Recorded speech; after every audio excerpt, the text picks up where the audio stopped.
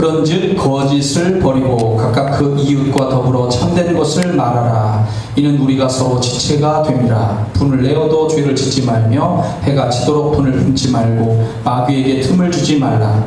도둑질하는 자는 다시 도둑질하지 말고 돌이켜 가난한 자에게 구제할 수 있도록 자기 손으로 수고하여 선한 일을 하라. 무릇 더러운 말은 너희 입 밖에도 내지 말고 오직 덕을 세우는 데 소용되는 대로 선한 말을 하여 듣는 자들에게 은혜를 끼치게 하라. 하나님의 성령을 근심하게 하지 말라. 그 안에서 너희가 구원의 날까지 인치심을 받았느니라. 너희는 모든 악독과 노함과 분냄과 떠드는 것과 비방하는 것을 모든 악의와 함께 버리고 서로 친절하게 하며 불쌍히 여기며 서로 용서하기를 하나님이 그리스도 안에서 너희를 용서하심과 같이 하라. 아멘. 예. 오늘은 지난주의 말씀에 이어서 새 사람을 입으라 두 번째 그냥 제목으로 말씀을 계속해서 드리도록 하겠습니다. 자, 사도 바울은 이 4장 말씀에서 믿음의 사람들이 이방인을 따라가면 안 된다. 이방인들은 허망한 우상과 같이 허망한 것, 헛된 것을 추종하고 욕심을 따라 산다. 그런 삶을 살지 마라. 너희들은 하나님을 따라서 의와 진리의 거룩함으로 지으심을 받은 새 사람으로 살아가라 라고 이렇게 말씀하셨고요. 오늘 말씀에서 그것에 대한 구체적인, 좀 더 구체적인 그런 말씀들로 여러 가지 예를 들고 있습니다. 자, 그래서 25절 말씀을 먼저 보면은 거짓을 버리고 각각 그 이웃과 더불어 참된 것을 말하라. 이는 우리가 서로 지체가 됨이라 라고 이렇게 말씀했어요. 우리가 이 사회에서 보면 계약을 맺죠. 성경에 보면 창세기에 아브라함이 그랄 왕이었던 아비멜렉과 계약을 맺게 됩니다. 아직 이 아브라함은 하나의 땅도 갖고 있지 못해요. 그래서 이렇게 누군가의 눈치를 보면서 이렇게 살아갈 수밖에 없는 유목민족인데 그랄 쪽에 가서 이제 살게 되었을 때 그 그랄 왕이 봤을 때 이 아브라함이 너무 잘 되는 거예요. 하나님의 선자인 것을 알게 되었고요. 너무 잘 되니까 이제 결국은 안 되겠다 해서 이제 서로 평화 조약을 맺게 되는 건데 그 아브라함이 그랄 왕 아비멜렉에게 너 진실하게 행하라 라고 이렇게 말을 합니다. 창세기 21장에 보면 너는 나와 내 아들과 내 손자에게 거짓되이 행하지 아니하기를 이제 여기서 하나님을 가리켜 내게 맹세하라. 내가 네게 후대한 대로 좋게 해준 대로 너도 나와 네가 머무는 이 땅에 행할 것입니다 하면서 이렇게 거짓말 하지 말고 진실하게 우리가 서로 대하면서 이렇게 아름다운 조약을 맺자라고 이렇게 이야기를 하고 있습니다. 인간관계에서 계약을 맺고 살아갈 때 진실이 물론 필요합니다. 근데 진실이 없는 경우가 많기 때문에 싸움이 일어나죠. 어제 뉴스에도 보니까 공인중개사 못 믿겠다 이런 얘기가 나왔었어요. 왜냐하면 공인중개사 한 분이 사기를 친 겁니다. 그래가지고 많은 사람들의 이 돈을 갖고 튀었어요. 계약 잘못된 거짓으로 계약서를 만들고 이렇게 해서 50억을 갖고 도망갔답니다. 그거를 한평생 모은 재산일 거 아닙니까? 그걸 잃어버린 사람들은 얼마나 가슴이 아프겠어요. 거짓되이 행하는 그런 거를 볼 때 특히 이제 이런 아픈 사건들이 일어납니다. 율법 말씀에 거짓을 행하지 말라고 10계명에도 들어가 있습니다. 내 이웃에 대하여 거짓 증거하지 마라. 너는 거짓된 풍설을 퍼뜨리지 말며 악인과 연합하여 위증하는 증인이 되지 마라. 이 출애굽기에 나오는 말씀들이 거짓 일을 멀리하며 무죄한 자와 의로운 자를 죽이지 말라. 나는 악인을 의롭다 하지 아니하겠노라. 예수님은 이 거짓의 그 원인이 되는 것이 마귀다라고 분명히 말씀하셨어요. 마귀가 거짓의 압이다라고 이렇게 말씀하셨습니다. 요한복음 8장에 보면은 너희 압이 마귀에게서 났다. 이 바리새인들과 서기관들의 많은 문제들이 있었고 그것에 대해서 예수님이 하시는 말씀인데 너희가 하나님에게서 난 것이 아니라 압이 마귀에게서 났다. 너희 아비의 욕심대로 너희도 행하고자 한다. 그는 마귀는 처음부터 살인한 자다. 진리가 그 속에 없다. 진리에 서지 못하고 거짓을 말할 때마다 제 것으로 말하나니 이는 그가 거짓말쟁이요 거짓의 아비가 되었습니다. 그랬습니다. 제가 요즘에 계속해서 이 세계 정세에 대한 것들도 간혹가다 말씀을 드리고 있는데, 사탄을 따르고 있는 이 지구의 역사에 지금 주도권을 가지고 있는 이 세력이 잘못된 우주인들이 있더라는 거예요. 실제로 지금 미국에서도 드러나고 있고, 소련의 러시아에서도 그런 정보가 지금 계속 드러나고 있고, 그 미국의 소련의 이런 KGB나 비밀 정보 요원들이 계속해서 이것에 대해서 지금 고발을 하고 있는 상황이에요. 심각한 잘못된 계약들을 맺고 이 사탄을 따르는 그런 무리들을 추종하는 세력들이 있다라고 지금 얘기를 하는 겁니다. 이 적그리스도 세력들이 있다는 거죠. 많은 이들을 지금 속이고 있고, 비밀 협약을 맺고 있고, 인간을 생체 실험을 하는 거에 협약을 해서 그렇게 하고 있고, 노예와 누군가를 납치해서 노예로 부리고 있는 이런 일을 하고 있고, 그리고 자기들의 지시와 통제를 따르는 인간들을 만들려고 계획하고 있다는 겁니다. 제일 그들의 그 의도가 드러나는 것이 이 1달러 지폐의 이제 이야기를 합니다. 1달러 지폐. 저도 1달러 지폐를 제가 제 책상에 항상 갖고 있어요.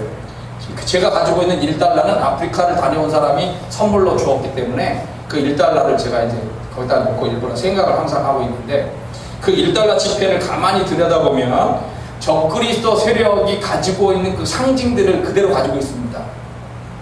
제일 보면은 중앙 쪽에 피라미드가 있죠. 피라미드 위에 눈이 있죠. 그 눈은 모든 것을 보는, 모든 것을 아는 그런 그 지식의 눈입니다. 그것은 모든 사람들을 감시하겠다는 의미도 되고, 모든 것을 꿰뚫어 보겠다라고 하는 통제의 의미도 되기도 하고 하는 그런 의미입니다. 모든 것을 보는 눈이 항상 있고요. 그 1달러 지폐의 번호, 넘버 이렇게 좌우에 이렇게 있는 그 독수리 문양도 있고 막 이런데요. 그 독수리 문양을 이렇게 접어가지고 그 독수리 문양을 이렇게 쪽에 보면은 거기에 이 그레이 우주인이라고 하는 회색 1.5m 정도 키의 그 그레이 나쁜 우주인의 그 모양이 그대로 나타납니다. 독수리가 보이는 것이 아니고 그 이면에 우주인의 모양이 그대로 드러나고 있습니다. 또 그리고 성경의 창세기에 뱀이 등장하잖아요. 그 뱀과 연결된 그 우주인이 렙틸리언이라고 하는 양서류 비슷한 이런 모양, 몸몸을 가지고 있는 그러한 그 우주인인데, 이 사람들이 이야기에 지금까지 알려진 거에 의하면은 100만 년 전에 지구에 이미 와서 장악을 하고 있다, 이런 얘기가 나오는데, 그 1달러의 무늬 속에 보면은 그들의 무늬가 마치 들어있는 것 같아요. 곳곳에 그들의 무늬가 들어있는 그런 문양의 무늬가 이렇게 계속해서 보여지고요. 그리고 한쪽에 모양되어 있는 거를 보면 사탄이 보입니다. 사탄의 눈까지 해서 사탄이 그대로 보이는 거 있고, 그 다음에 그 적그리스도 세력의 어둠의 장악자인 이 부엉이를 상징으로 하고 있는데, 부엉이의 모습도 또 보여요. 부엉이의 모습도 보이고 염소의 모습도 볼 수가 있습니다. 원하시면 제가 이 점심시간에 식사하실 때 제가 1달러를 가져다가 보여드릴게요. 이렇게 접어서 곳곳에 이렇게 보시면 됩니다. 좌우 돌려서도 이렇게 보시면은 그 1달러 안에 그러한 다양한 그 모양이 드러나고 있어요. 무시무시한 내용들이 이렇게 들어있다는 거죠. 우리는 거기에 그 제목 안에 보면 In God, We Trust, 우리가 신뢰하는 하나님 안에서 뭐 이런 식의 신앙적인 언어가 들어있는 것처럼 착각을 해요. 그런데 그들이 생각하는 하나님, God는 우리가 생각하는 우리의 하나님의 여호와 하나님이 아니고 사탄입니다. 그들이 얘기하고 있는 추종하는 그 신은 사탄이에요. 이 무시무시한 것들이 여기에 그들의 기초적인 이 화폐 안에 그렇게 들어있는 거예요. 미국은 우리의 친근한 우방이기도 하지만, 미국이 거짓말을 하면서 역사를 이끌어갔던 문제들을 우리가 알아야 합니다. 우리가 잘 알고 있는 6.25 전쟁이 있습니다만, 6.25 전쟁의 그 이면에 2차 세계대전이 끝났죠.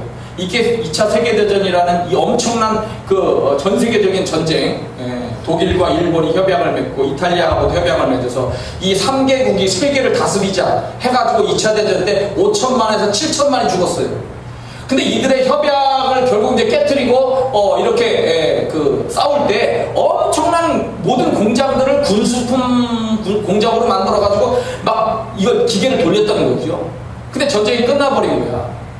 그러니까 이 무기들을 쓸 수가 없잖아. 그러니까 스탈린하고 소련 대표 스탈린하고 이 미국에 저기 만나가지고 야 우리가 또 전쟁을 한번 일으키자. 그래서 이거를 그 다 소모시키자. 그런 협약을 맺었다는 거 아닙니까? 그 6.25 전쟁의 이면에는 미국과 소련의 협약이라는 비밀 협약이라는 그런 거짓이 들어있는 거예요. 베트남 전쟁도 마찬가지라는 거죠. 그래고도 또 남아요. 그래야지만 미국은 공장을 돌릴 수가 있기 때문에 군수품 내 그러한 사람들의 로비와 연결해서 그렇게 돈을 벌려고 하기 때문에 그래서 베트남 전쟁도 거짓으로 그 통킹만인가 거기에서 그 베트남의 그 함정이 미국의 함정을 공격했다라고 거짓말을 꾸며대가지고 베트남 전쟁에 미국이 전쟁에 참여를 해가지고 거기에다 갖다가 그냥 막 폭탄을 깔아놓은 거죠. 이라크 전쟁이 있습니다. 이라크 전쟁 결국 부시가 나중에 고백을 했지만 거짓 정보를 믿고 폭격을 시작했다. 전쟁을 시작했다. 라고 이렇게 얘기했습니다. 정당성이 없는 전쟁을 밑으로는 조작하고 사람들을 죽여 없애고 자기들 돈 버는 수단으로 그걸 활용하는 문제가 이 거짓이 있기 때문에 우리는 미국하고의 우방의 문제는 우방으로 생각하지만 그들 내부의 그러한 보이지 않는 거짓으로 조작된 그런 역사적인 문제들에 대해서는 냉철한 시각을 가지고 비판할 줄 알아야 되는 그런 상황입니다. 독일의 어느 작은 마을에 피아니스트가 살고 있었다고 합니다. 피아노 독주회를 준비를 하면서 지방 신문에다가 광고를 냈어요. 근데 자기가 누구냐? 당시 가장 유명한 음악가였던 프란츠 리스트라고 하는 헝가리 출신의 유명한 음악가. 이 사람은 프란츠 리스트는 8살 때부터 작곡을 시작했다라고 얘기하는데 굉장한 음악가였습니다. 이 프란츠 리스트의 나는 제자다 라고 이렇게 광고를 낸 겁니다. 근데 거짓이죠. 만나본 적도 없어요. 근데 공교로운 일이 생겼죠. 연주회가 있었던 며칠 전에 이 리스트가 돌아다니면서 순회 공연을 하고 그랬는데 이 마을에 온다는 거예요. 큰일 났습니다. 자기의 거짓말이 탄로가 나면은 음악가로서의 자기의 일생이 끝장난다 라고 생각하면서 전전긍긍하고 두렵고 이거 뭐 후회를 해도 어떻게 할 수가 없어요. 결국은 안 되겠다 해가지고 리스트가 그 마을에 왔을 때 찾아갔습니다. 무릎을 꿇고 잘못을 뉘우쳤어요. 선생님, 제가 선생님의 이름을 도용했습니다. 제가 아직 부족함이 많은 피아니스트인데도 주제넘게 당신의 제자라고 그렇게 떠벌렸습니다. 저의 죄를 용서해 주십시오 라고 그렇게 뉘우치니까 리스트가 조용히 듣고 웃으면서 이렇게 얘기합니다. 당신은 크게 잘못했습니다. 그러나 누구나 실수할 수 있어요. 당신이 얼마나 부끄럽고 고통스러워하고 괴로워했는지 알 수 있을 것 같습니다. 내 앞에서 한번 연주를 해보시오. 연주를 시켰어요. 이 사람이 벌벌 떨면서 리스트 앞에서 피아노를 이렇게 치는데 리스트가 연주를 중간에 자꾸 끊으면서 코치를 해주기 시작했어요. 연주를 결국 그러면서 마쳤었는데 그 리스트가 이제 그 사람에게 이야기합니다. 단 한 번이라도 내가 당신을 가르쳤으니까 이제 당신은 분명히 내 제자입니다. 연주회에서 당신 연주가 끝나면 리스트가 직접 나와서 한 곡을 연주하겠다고 그렇게 관객들에게 알려주십시오. 소개해 주십시오. 그래가지고 이 사람의 그 연주가 대박이 난 거예요. 거짓을 만약에 그냥 주장하면서 했다면 그의 인생이 끝장났을 거예요. 근데 이 거짓을 바꿔서 진실로 바꾸고 신뢰하면서 이렇게 하니까 그의 인생이 아름답게 뽑혔다는 얘기가 있습니다. 믿음의 사람들은 진실을 얘기해야 된다는 거예요. 우리도 살면서 다양한 일로 인해서 거짓을 말할 수도 있습니다. 그러나 우리가 믿음의 삶을 살기로 결정을 한 이상 자꾸 가능하면 최대한 진실을 말하고 사실을 말하려고 힘을 써야 된다는 거예요. 그 다음 두 번째 말씀 봅니다. 분을 내어도 죄를 짓지 말며 해가 지도록 분을 품지 말고 마귀에게 틈을 주지 마라. 우린 분노라는 게 있어요. 분노. 말과 행동이 돌발적으로 격렬하게 표현되는 본능적인 감정, 과도한 스트레스에 장기간 노출되거나 가슴속에 화가 과도하게 쌓여 있으면 잠재되어 있다가 이게 감정이 자극하는 상황이 왔을 때 팍 터져 나오죠. 두 가지 방식이 있다고 합니다. 분노는 하나는 표출하는 분노가 있고 하나는 안으로 사귀는 분노가 있습니다. 근데 이게 결국은 조화를 이루지 못하고 어느 순간 터져요. 이거를 가리켜서 분노 조절 장애라고 얘기합니다. 병적으로 이제 분노가 나오는 겁니다. 옛날에는 우라병이라고 해서 이걸 안으로 참는 것이 이렇게 많이 했지만 지금은 지나치게 분노를 폭발해서 분노 조절 장애를 앓고 있는 사람들이 많다고 얘기하는데, 우리가 먹는 음식의 문제가 특별히 있다라고 이렇게 얘기도 합니다. 음식에서 이상하게 우리의 분노를 자극하는 음식이 분명히 있다는 거예요. 근데 여하튼 자, 충동적인 분노 폭발형이 있고 습관적인 분노 폭발형이 있는데, 충동형인 분노 조절 장애는 도저히 화를 참을 수 없어가지고 분노가 폭발하는데 이걸 다혈질이다 라고 이렇게 말을 한다고 합니다. 습관적인 분노 조절 장애는 어떤 목적을 달성하기 위해서 분노를 표현하는데, 분노를 가진 사람이, 쉽게 얘기하면 화를 내는 사람이, 큰 소리를 내는 사람이 이긴다 해가지고 목소리를 높이는데, 그런 것들이 이렇게 습관적인 분노 조절 장애다 라고 이렇게 얘기를 한다고 합니다. 근데 중요한 건 그거죠. 합리적이고 그리고 정당한 분노는 인정을 받아요. 또 어느 시대든 그게 필요한 겁니다. 예수님도 성전 정화 사건에서 보면 분명히 분노를 표현하고 있어요. 예수께서 성전에 들어가사 성전 안에서 매매하는 모든 사람들을 내어 쫓으시며 돈 바꾸는 사람들의 상과 비둘기 파는 사람들의 의자를 둘러엎으셨다. 노끈으로 채찍을 만드사 양이나 소를 다 성전에서 내쫓으시고 돈 바꾸는 사람들의 돈을 쏟으시며 상을 엎으시고 막 휘두르면서 나가라, 그죠? 근데 문제는 분노가 자칫하면은 잘못된 방향으로 변질될 가능성이 항상 크다는 겁니다. 그래서 죄로 연결되기 쉽고 그래서 조심해야 된다는 거예요. 여러분, 제 세계의 적그리스도가 세 사람 있죠. 하나는 그 나폴레옹, 제1 적그리스도로 역사 속에서 판단하는 나폴레옹, 그 다음 두 번째는 히틀러, 세 번째는 교황, 이렇게 이제 되는데, 우리가 지금 교황의 역사의 흐름을 이제 보고 있습니다. 최근에 교황은 성경을 바꿔야 된다라고까지 얘기하고 있습니다. 성경이 오늘 시대에 안 맞으니까 바꾸자, 성경을. 근데 히틀러, 제2의 적그리스도라고 얘기한 히틀러가 전쟁을 일으켜가지고 600만 명의 유대인을 죽인 것을 알고 있을 겁니다. 왜 600만 명을 도대체 죽였느냐? 그 내면에 가지고 있는 분노 때문이다라는 겁니다. 먼저 1차 세계대전이 있었어요. 1차 세계대전 때 이 히틀러는 병사로 참석을 했습니다. 근데 졌어요. 독일이. 졌어요. 지는 그 과정에서 가만히 보니까 이 유대인들이 그 과정에서 뭔가 전략을 하고, 그래서 유대인들 때문에 결국 독일이 진 것이다 라고 이렇게 판단이 들더라는 거예요, 히틀러 입장에서. 그리고 히틀러가 이제 음악적으로 오페라를 좋아하고 그 오페라의 대가인 바그너를 좋아했어요. 독일의 윌헬름 리차드 바그너라고 얘기합니다. 이 바그너가 오페라, 교향곡 막 이런 것들 엄청나게 만들어냈는데요. 이거에 빠졌어요, 히틀러가, 음악에. 근데 이 바그너가 유대인 여자와 불륜을 이제 저질렀는데 그 남편에게 들통나가지고 죽을 뻔하게 됐어요. 이 바그너는 유대인을 혐오하고 비난을 하게 됐는데, 그 자기의 우상인 바그너가 그렇게 하니까 바그너를 따라서 자기도 유대인을 미워하는 거예요. 또 히틀러는 오스트리아의 세무 공무원 아들이었습니다. 그리고 자기의 꿈은 화가였어요.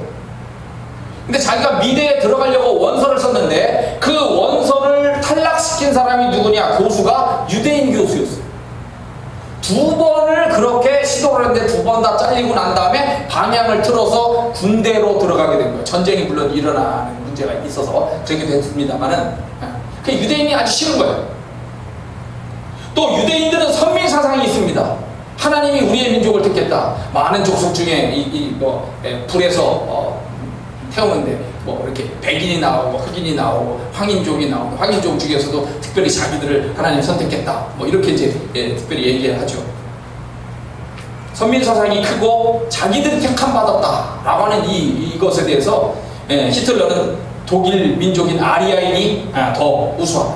유대인보다 우수하다. 그러니까 자기들과 적대가 되는, 상대가 되는 유대인들을 부셔버려야 된다 해가지고 미워하는 거죠. 그래서 자신의 정치적인 입지를 더욱더 강화시키기 위해서 적을 만들 필요가 있는데, 그 적을 누구로 지정하게 되냐면 유대인으로 이렇게 정하고 유대인에게 분노를 표출하기 시작합니다. 그리고 전쟁이 일어났을 때 900개의 유대인 수용소를 만들어 놓고 그 유대인 수용소 안에서만 250만 명의 유대인을 죽여요.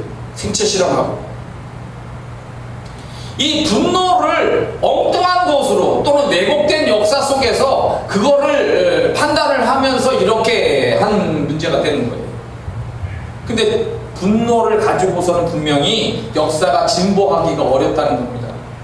오히려 나쁜 역사를 만들 가능성이 더 크고 쉽고, 특히 분노를 가지다 보면 죄를 지을 가능성이 높기 때문에 성경은 말씀하기를 분노를 조심해라. 분노 때문에 죄 짓지 않도록 조심해라. 해가 질 때까지 분노를 갖고 있지 않도록 조심해라. 이런 말씀까지 하고 있다라는 거예요. 그러니까 때로는 여러분들 마음속에 우리가 분노가 일어날 수 있어요.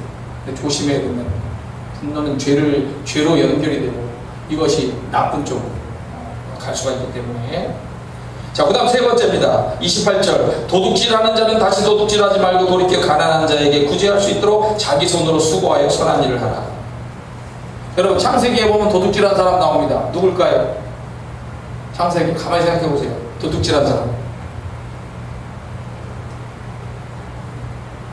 축복을 가로챈 물론 사람도 있죠. 거짓말을 살짝 하긴 했습니다만은. 근데 도둑질이라고 하는 것으로 분명히 나오는 사람이 있어요. 누굴까요? 라헬입니다. 야곱이 제일 사랑한 두 번째 여자. 라헬이, 레아가 야곱과 더불어서 이제 고향을 떠날 때 아버지의 드라빔을 훔쳐서 나와요. 아버지의 드라빔. 그 드라빔이라고 하는 것은 손에 갖고 다니는 은으로 만든 우상이에요. 하나님만 섬기겠다라고 하는 이 집안에 그 우상을 훔쳐서라도 가지고 나온 아버지가 미운 거죠. 그러니까 아버지가 제일 소중하게 생각하는 그거를 훔쳐가지고 나와가지고 막 수색까지 하죠. 수색까지 하는데 자기가 월경이 있다고 해가지고 그 밑에다 깔고 앉아가지고 결국 그거를 빼돌리게 되는데, 이 하나님만을 섬기게 되는 이 집안에 우상을 가지고 들어오게 된 이 여자, 사랑하는 물론 여자이지만 이 라헬이 제일 먼저 죽어요. 그 집안에서. 그 제일 먼저 죽은 이유가 이 우상을 집안에 가지고 들어왔다라고 하는 그 문제를 지적하는 사람들이 있는 거예요. 도둑질도 문제지만 우상을 가지고 들어온 문제가, 비신앙적인 문제가 제일 크다라고 이렇게 볼 수 있는 점이라는 거죠. 십계명에도 도둑질하지 말라라고 얘기하고 있습니다. 너희는 도둑질하지 말며 속이지 말며 서로 거짓말하지 말며 도둑과 짝하는 자는 자기의 영혼을 미워하는 자다라고 잠언서에도 말씀하고 있습니다. 도둑질하기보다는 선행을 행하라. 선행을 행하는 사람들이 복을 받는다. 신약에서도 욥과의 다비다라고 하는 여제자가 그래서 등장하죠. 도르가라고도 알려진 이 다비다라고 하는 여자는 선행과 구제하는 일이 너무 많아서 과부들이 그 여자가 죽었을 때 와서 다 울었어요. 근데 베드로를 통해 가지고 이 여자가 살아나는 거죠. 놀라운 성령을 통한 기적이 베드로를 통하여 일어나는데, 이 죽었다가 살아나는 이 여자가 바로 다비다, 도르가라고 하는 여자라고 하는 거예요. 선행과 구제를 많이 했기 때문입니다. 그리고 남자로서도 하나님의 특별한 은혜를 받는 사람이 고넬료 백부장입니다. 고넬료 백부장은 물론 경건했어요. 하나님과 온 집안과 더불어서 하나님을 섬겼어요. 그런데 그가 한 일이 뭐냐? 백성을 많이 구제했다는 겁니다. 그리고 하나님께 기도했어요. 그랬더니 천사가 나타난 거예요. 베드로를 청하라 해서 베드로가 그 집에 가서 온 집안이 예수 믿고 구원받는 놀라운 일이 되는데, 천사가 하는 말이 뭐라고 얘기하냐면 이 고넬료에게 내 기도와 내 구제가 하나님 앞에 상달되었다라고 이렇게 표현했어요. 우리가 얼마나 좋은 일을 많이 하면서 사는지는 모르지만 이 고넬료는 좋은 일을 많이 했기 때문에, 얼마나 많이 했으면 도대체 그 기도하는 것도 그렇고 그 구제하는 것도 하나님 앞에 인정을 받아서 내 천사가 와서 이렇게 알리고 칭찬해 주는 거예요. 도둑질보다 구제할 수 있는 사람, 선행을 많이 행할 수 있는 사람이 되게 해달라고 여러분 기도가 제목이 좀 필요합니다. 근데 선행은 돈으로서만 꼭 하는 건 아니에요. 그죠? 선행이라고 하는 것은 다양한 면으로 할 수 있어요. 다양한 면으로. 우리가 시간을 들여서도, 우리 몸을 통해서도, 또 우리가 무슨 요즘에는 이제 카톡이나 이런 문자들도 있기 때문에 그런 다양한 카톡으로. 여러분 아침에 좋은 문자 보내주는 사람 카톡 받은 적 있습니까? 받습니까? 저는 받아요. 저한테 그렇게 좋은 문자 글을 제가 볼 수 있는 것이 카스를 통해서도 볼 수 있고, 페이스북을 통해서도 볼 수 있고, 밴드를 통해서도 볼 수가 있는데, 그거 말고 저한테 개인적인 카톡으로 매일 아침에 좋은 글을 보내주는 사람이 있어. 여자냐고요? 아니에요, 남자예요. 이렇게 생긴 뚱뚱한 사장님이야. 근데 좋은 글을 항상 보내주면 내 마음속에 무슨 말이 생기냐면 고맙다는 생각이 들죠. 그러니까 내가 좋은 일을 하고 선행을 하는 것이 돈으로만 하는 것이 아니라 내가 느낀 좋은 것들을 매일 누군가에게 성의껏 보내주는 거, 그런 일도 할 수 있어요. 그러니까 선행을 하는 방법이에요. 여러분 선행을 그래서 많이 하게 되기를 바랍니다. 자, 마지막 29절부터 이하에 나오는 말입니다. 더러운 말 하지 말고 선한 말 해라. 성령을 근심하게 하지 마라. 모든 악독과 노함과 분냄과 떠드는 것과 비방하는 것 악의와 함께 버려라. 친절하게 하라. 불쌍히 여겨라. 서로 용서해라. 하나님이 그리스도 안에서 너희를 용서하신 것 같이. 자, 선한 말을 하라 합니다. 더러운 말이 뭐냐? 썩은 말이에요. 썩은 말. 그 원래 의미가 썩은 말이에요. 썩은 말이 뭐냐? 험담하고 중상모략하고, 그리고 31절에도 나오지만 모든 악독, 노함, 분냄, 떠드는 것, 비방하는 것, 이거 버려야 된다는 거예요. 자꾸 선한 말을 하도록 힘써라. 친절하라라고 하는 말은 옛날 개역 성경에는 인자라고 하는 단어를 썼어요. 인자. 여러분 구약에서 제일 중요한 말이 뭐냐면 인자입니다. 인자. 신약에서 제일 중요한 말이 뭡니까? 사랑이라는 단어입니다. 구약에서는 이 친절, 인자, 이렇게 불쌍히 여기는 연결하는 이 단어가 인자라는 단어인데, 구약적인 말로는 헤세드라는 말이에요. 헤세드. 이게 하나님의 속성이라는 겁니다. 친절하게 하라. 불쌍히 여기는 것, 자비하고 동정을 베푸는 것인데 이것도 하나님의 속성이에요. 자비하신 하나님이라고 하는 것을 우리가 고백을 하죠. 부처님의, 불교에서는 부처님을 그렇게 표현하지만 이 자비라는 단어가 종교적인 그런 아주 중요한 의미죠. 우리는 하나님을 자비로운 하나님으로 그렇게 고백을 합니다. 하나님의 속성이. 용서하는 것도 마찬가지로 하나님의 속성입니다. 선한 말을 하고 하나님의 속성인 인자, 그리고 불쌍히 여기고 자비하고 동정하고 용서하면서 그렇게 살아야 된다. 왜냐하면 사도 바울이 살던 그 시대는 로마 시대예요. 로마가 얼마나 잔인한지를 모르시죠? 이 세계를 지배하는 이 강대국의 그 원리는 덤비면 죽여버리는 거예요. 아시죠? 함부로 까불면 십자가에다가 매달아가지고 그렇게 처형시켜버리는 거예요. 반란 군대에 대해서는 아주 무자비합니다. 하물며 그 자기 아이들이 태어났을 때 마음에 안 들잖아요. 그냥 죽여버렸어요. 여자아이가 집안에 태어나잖아요. 자기 아빠가 기분 나쁘면 여자아이는 죽여버리고 남자아이만 살려라. 그 아버지의 명령 따라 하는 거예요. 그 정도로 무서웠어요. 무자비한 시대에 우리는 자비롭게 살아야 된다고 얘기하는 거예요. 용서하지 못하는 그 시대에 용서라고 얘기하는 거예요. 이게 하나님이 그렇게 하셨기 때문에. 어느 인디언이 배가 고프고 갈증이 아주 심한 상태로 길을 가다가 백인이 있는 정원에 들어가게 된답니다. 백인이 맥주를 마시고 있었어요. 그래서 이 백인한테 내가 지금 너무 배가 고프니까 죄송하지만 빵을 좀 주실 수 있냐고 얘기하니까 깔보면서 이렇게 얘기합니다. 너에게 줄 빵이 없다. 그럼 맥주라도 조금 주실 수 있습니까? 라고 얘기하니까 개같은 인디언에게는 줄 것이 없다. 그렇게 얘기를 하더랍니다. 떠났어요. 이 백인이 어느 날 사냥개를 데리고 산으로 사냥을 갔는데 산을 넘고 하다 보니까 이 사냥개가 막 이제 그 추격을 하잖아요. 어느 순간에는 사냥개를 이제 줄을 메고 있다가 사냥개를 풀어주죠. 추격하라고. 풀어주는데 이 사냥개가 어디로 갔는지 사라져버리는 거야. 추격한 멀리까지 가버려가지고. 사냥개를 놓치면서 길도 잃어버렸고 배고프고 목말라서 죽을 위기에 빠져있는데 지나가던 마침 인디언이 자기를 구해준 거예요. 근데 얼굴 가만히 보니까 지난번에 왔던 그 인디언이더래. 근데 그 인디언이 이렇게 얘기를 하더랍니다. 당신이 나한테 했던 대로 내가 한다면 당신이 여기서 죽었을 겁니다. 근데 나는 그렇게 하지 않습니다. 나는 어려운 사람을 보면 돕는 그런 사랑의 마음, 자비의 마음을 갖고 있는 거죠. 나는 그렇게 배우지 않았습니다. 선한 말, 친절, 불쌍히 여김, 서로 용서하는 것은 사람을 살리는 일이고 질병을 이기는 건강한 삶이기도 하고 하나님을 닮는 것이기도 하고 사회를 건강하게 만드는 일이고 조직을 든든히 하는 일이기도 합니다.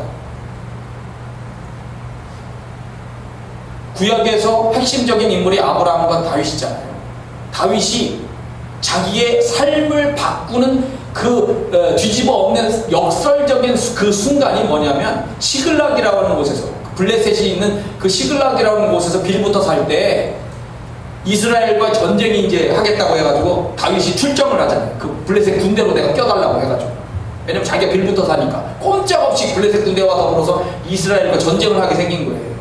이게 하나님 기뻐하시는 일이 아니잖아. 그러니까 하나님 막았죠. 거기 이제 밑에 있는 참모들이 다윗이 언제 반란을 일으킬지 어떻게 합니까? 해가지고 다윗 전쟁에 내버리면 안 됩니다. 그래서 다시 밖으로 돌아왔어요. 돌아왔더니 사막의 야탈 족속인 아말렉 족속이 와가지고 이 시글락을 다 불태우고 물건하고 사람들을 다 잡아가지고 사막으로 떠나버렸어요. 그러니까 막 그 자기들 가족들을 다 잃어버리고 물건 다 잃어버린 그 군인들이 그냥 막 울고 난리가 일어나고 돌을 들어서 다윗을 때려 죽이려고까지 하잖아요. 근데 다윗이 그때도 하나님을 의지하고서 여쭈죠. 하나님 어떡합니까? 추격할 수 있습니까? 추격해라. 그렇게 해가지고 추격을 하게 되는데 추격하다가 한 종을 만나죠. 버려진 종입니다. 이 아말렉 족속이 버리고 간 종이 누구냐면 병든 애굽 소년이에요. 애굽에서 약탈을 아마 하다가 그 소년을 데리고 왔겠죠. 근데 병 들어가지고 그냥 사막에다 버리고 가버렸어요. 근데 버려진 그 소년을 간호를 한 거예요. 거기에서 그 아이에게 선한 말을 해주고 친절을 베풀어주고 자비를 베풀고 불쌍히 여기면서 용서를 하고 자기들 공격한 무리 중에 하나니까 죽여버려도 되잖아요. 자기도 버릴 수도 있고. 근데 용서를 하고 그를 치유해줬더니 그게 자기가 고마워가지고 정보를 흘려준 거야. 여기로 해서 어디로 갔습니다. 그래서 그걸 추격해가지고 대역전, 전쟁에서 뒤집어 엎는 대역전을 해가지고 그 사람들이 약탈해온 모든 물건까지 이렇게 가지게 되면서 다윗이 한순간에 부자가 된 거예요. 그래서 모든 선물을 다 돌리죠. 막 선물을. 하나님이 기뻐하시는 일을 하더라는 거예요. 다윗이 인생을 역전하게 된 비결에는 바로 이러한 선한 말, 친절, 불쌍히 여기고 그리고 용서하는 좋은 면을 보이기 때문에 그의 인생이 바뀌더라는 거예요. 그것이 사실은 아브라함 속에서도 당연히 나타나는 거고, 그죠? 아브라함 모습 속에서도 그런 아량과 여유들이 드러나게 되는 거예요, 분명히. 그렇기 때문에 하나님의 복을 받는 거고, 또 우리도 그렇게 살아보면 분명히 우리도 복을 받게 되어 있다는 거죠. 그러니까 우리는 이러한 좋은 뜻을 가지고 하나님의 속성대로 살면서 복을 받으면서 살 수 있다. 너희들 제발 그렇게 살아라. 이 사도 바울의 놀라운 말씀들을 잘 기억하면서 우리가 믿음 가지고 잘 또 승리하면서 달려가십시다. 기도하겠습니다.